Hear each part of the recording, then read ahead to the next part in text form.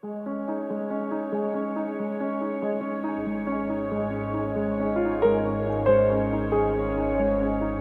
must show that for us human dignity is to be cherished as much in life's first pages as it is in the concluding chapters. For the sake of our children, let us find that same spirit of reform, of hope, of courage, of tenacious intelligence that has led this nation of ours to great accomplishments in the past. Let us affirm today in this Parliament that as a nation, by the beginning of the 21st century, only 11 years away, child poverty in this great Canada will be a relic of the past. Thank you very much.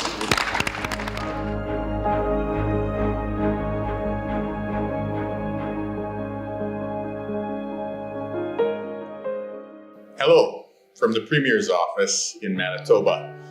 I wanted to thank everybody for coming out to the Douglas Coldwell Leighton function in honor of Ed Broadbent. Ed Broadbent was an amazing leader, as we all know.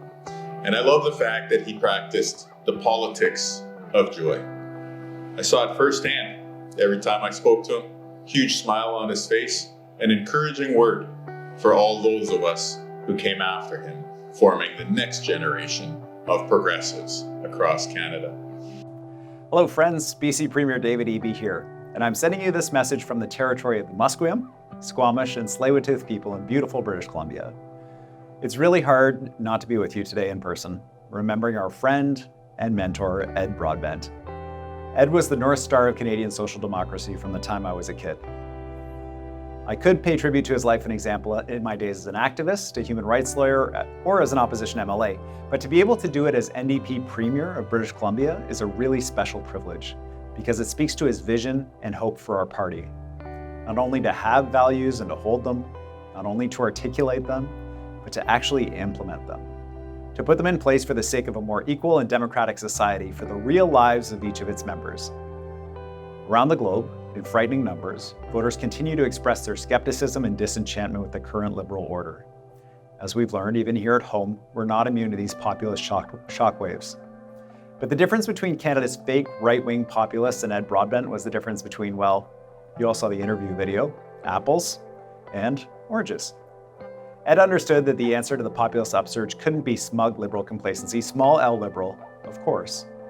One side pledges to punish the gatekeepers, whoever they are, whatever they look like. The other vaguely promises that the market will fix it all. But there's always been a better way. There is. Social democracy goes after the real failures of liberal markets, rallying to overcome them without turning the clock backward and losing the precious gains of the liberal democratic tradition. Ed Broadbent did more than perhaps anyone to build, expand, and extend that noble tradition right across our country. And today, as we remember his leadership, friendship, his insights, and example, let's rededicate ourselves to the deeply practical and principled political project that was his life's work, a freer, more equitable, more inclusive, and more equal country for everyone who calls it home. To Ed Broadbent. Well, I really didn't know Ed until about maybe 9 years ago when I became federal NDP president, and I think I've been pinching myself ever since because he called me up. I'll never forget it because I was in the local park with my kids and the dogs and my nieces or nephews. There was like just a lot of small children and barking and Ed Broadbent on the phone. But you know, it became something that I relied on when things were really tough sometimes. Ed was always on the phone, calling me, providing me with advice, and in good times too, you know, calling to lend support and congratulations. And, you know, he was a really humble person, actually, and I really appreciated his mentorship. And yeah, it was important to me, and I know I'm not alone. I know he mentored many New Democrats over the years. He really lived by his values, and it was so clear he was such a strong social democrat. And those values, he never really wavered from them. And I think that for a lot of Canadians, just knowing that that's who he was and that's what he stood for, and he was unwavering, you could trust him. And I think that's why so many Canadians, look back on him with such fondness. They know who Ed Broadbent was. They know what he stood for. And he wasn't as well afraid to seek ambitious goals, right? To set ambitious targets. So his ambition to eradicate child poverty, that may have seemed completely impossible at one time, and certainly, we have not achieved it. But I always thought that was bold and so important. He really was, I think, one of the first to say, it's not just sufficient to be the political conscience of Parliament. If we as New Democrats actually want to make change, material change for working people, we have to become government. And I think that, for me, has always inspired me, that ambition, that ambitious agenda, but that those, sticking close to those core values. But then, of course, there's the whole legacy of the Broadbent Institute, his intellectual contribution, and that legacy that he's left for New Democrats, for progressives in Canada. It's really given us a home, an intellectual space to debate important issues on the left, and that, I think, is another one of his most important legacies. Good evening to all friends of Ed Broadbent, all admirers of Ed, all the good folks of the Broadbent Institute, fellow New Democrats across the country. I have always loved working with Ed Broadbent, the happy warrior on behalf of working people and social justice in Canada. He's a person I have always admired, and I was always fortunate enough to be in his good company over the years. Good evening, friends. In the CCF NDP tradition, there's one thing that all good New Democrats know for sure, and that's this. If we can see further, it's because we stand on the shoulders of giants. Giants like Tommy Douglas, MJ Coldwell, and Jack Layton. And giants like Ed Broadbent. In 2001, when the federal NDP was going through one of its periodic bouts of soul searching, part of this exercise was a collection of essays answering the question, what's left? And Ed's contribution to these essays started with this. Canada does not need another Liberal Party, nor does it require a party of good to be in permanent opposition, self-declared radicals. It needs a party reinvigorated, a reinvigorated New Democratic Party that is confident about the relevance of social democracy to the well-being of the majority of Canadians. And I think that this statement resonates with the wise counsel that Ed Broadbent provided to so many New Democrats over a lifetime of leadership and service and deep, deep friendship. As New Democrats, we should never lose sight of the fact that our commitment as social democrats are to the values of equality and justice. In Ed Broadbent, CUPE members knew they had a friend, a supporter, and a trusted leader. As our third federal leader, he built on the work of Tommy Douglas and David Lewis, and he firmly established the NDP as a strong social democratic option for all Canadians. In 2003, I relocated to Ottawa to assume CUPE national duties and began meeting regularly with Ed. He was then in retirement, although he wasn't really retired long. As you know, he came back to a session in Parliament. But we would meet at the Elgin Street Diner, his favorite haunt. We'd talk about national issues, global issues, the issues of the day. Invariably, we'd be interrupted once or twice by citizens wanting to say good morning to him or have their picture taken with him, and he always treated these folks with respect. Ed once told me he couldn't imagine a social democratic party in Canada without a direct link with Labour. I replied, I couldn't imagine that the Canadian Labour movement would have made the progress it has made to date without an alignment with our social democratic partners in the NDP. Ed Broadbent brought integrity and vitality to the left and to the Social Democratic project in Canada.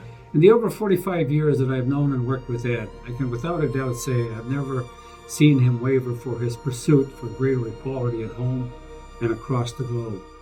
Both as the Director of Western Canada and as the National Director for the Steelworkers Union, I never saw Ed miss an opportunity to defend and promote workers' rights. Whether it was on the picket line or in the House of Commons, Ed always saw the enhancement of workers' rights as a centerpiece of improving the lives of every Canadian, whether they had a union or not. But Ed's constant pursuit of greater equality never stopped at our borders. His leadership at the Socialist International, his path-breaking work at the Center of Rights and Democracy, and his never-ending support for initiatives like the Steelworkers Humanity Fund are all important parts of the legacy he is leaving us. I'll always remember his last act in the House of Commons before he retired, when he introduced the bill to end child poverty. To argue only for principle is to be narcissistically self-indulgent. To pursue only power is to deny our reason for being. What I am saying in this land of ours at a time when we need progressive change is that these men are profoundly conservative. But as an opposition party, we will continue to do what we have done for the past, which is to fight hard, whether it's on taxes, whether it's on the environment, whether it's concern for jobs, or about some of the implications, as we have described it, of the trade deal, to stand up strongly in opposition to protect the interests of average Canadians wherever they may live. I should threaten, I suppose that's the appropriate word, the leaders and spokespersons for the other parties. I was making careful notes about what you had to say about me. I've written them down, and one of my caucus colleagues who knows how to use these electronic gadgets has sent them off to a printer, and I'm assured that they can be on a leaflet.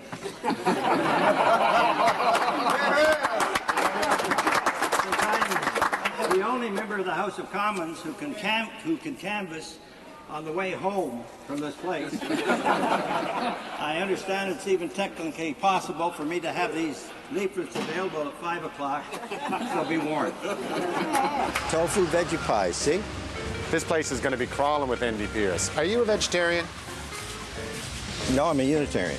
Right. Are you a Unitarian? No, do I look like a Unitarian? Well, I know a few Unitarians. I'm a non-practicing Druid. You look like a non-practicing Druid with that hat on your head. But my point is change for the better is possible. What has been done can be undone. You and I live in a marvelous country with strong democratic traditions. I urge you to take up the challenge. Pursue not just personal success, but also the common good. See your neighbors not as competitors, but as friends. Regard your government not as your enemy, but as your instrument. Be inspired by great successes, because there are many of them. Go forward, be brave, and like others in the past, make a better world. Thank you. Ed, we will miss you, but we will never stop working to make your legacy a reality. May Ed Broadbent rest in peace, and may his legacy live on through his example, through his friendship, and his good advice to so many. So on behalf of our entire movement and on behalf of people from coast to coast to coast, I want to once again pay homage to Ed Broadbent, to thank him for all that he did for our country, and to thank all the good people in the room tonight for paying tribute to his legacy. Miigwech, merci, thank you very much. Cheers, everyone, and raise a glass on behalf of Ginny and I to Ed Broadbent.